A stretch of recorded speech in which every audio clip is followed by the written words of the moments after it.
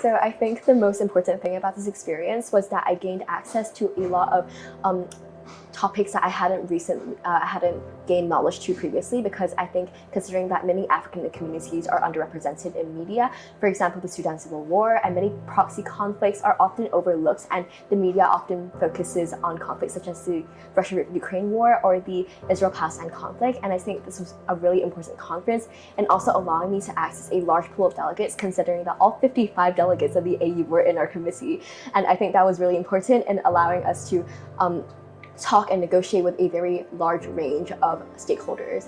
And in terms of improvements, I think in this conference, considering that we had a really large council, I think I learned how to negotiate my stance, present myself in a way that makes me stand out even within such a large range of delegates. Given that this is my first time being in the AU, I feel that it is always nice to try new things and step out of your comfort zone in order to gain a sense of confidence in yourself. And in this committee, not only have I understood and familiarized myself with a lot of the issues at hand that I initially did not know of, but I also fostered a sense of open-mindedness and willingness to learn about more new things regarding our world. So as for me, I'd say the U in AU actually stands for underrepresentation. Like as Michelle has mentioned, AU or African affairs in general aren't really represented or receive as much media attention as more notable conflicts or affairs concerning P5 nations or more affluential and influential nations. So it really is interesting, like from a delegate point of view and also from a person that really likes to do research. It's that understanding delegations that we've never ever heard of. I was unfamiliar with the logistics and affairs and the internal instability of the African Union and African states in general. So this conference provided me with a really horizon broadening opportunity to understand more about not only the regional dynamic, but about the global stage in general, and also learn how to make improvements to our current forums that facilitate international dialogue.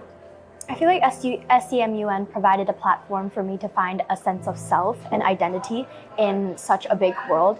And while representing my country, I felt that it was like the whole stage was mine. I had all of the time, and I had all of the, well, not all of the time, but I had a limited amount of time to express my opinions towards the issue, and allowing myself to, yeah, okay. I'm actually really grateful that we had the opportunity to learn from such experienced and consistent delegates, because I think what I encountered was there were a lot of unique speech styles that I was able to experience, and I think I will learn to incorporate such styles in my future speeches and conferences too. I feel like the chairs also helped us a lot. Yeah. They were really friendly, and they were also very considerate of a lot of the beginners there, including myself in the African Union. So that is. And also it was really novel to me about the idea of cooperation. Instead, a lot of delegates, they try to shine individually, but however, MUN is actually not only a competition, but a way to develop your interpersonal skills and communication skills, like making concessions, negotiate with other people. It really brings out the value of MUN, and it's forging diplomacy, like through dialogue. Yeah. Dialogue is really important, and just shining individually wouldn't get you anywhere. Instead, it's cooperation and teamwork that actually changes our world. And like a cliche saying, it really is the friends you make along the way. Definitely. And the African Union was this committee and SCMUN, I'm just really grateful that it provided a platform for such fostering of skills Me too. and relationships.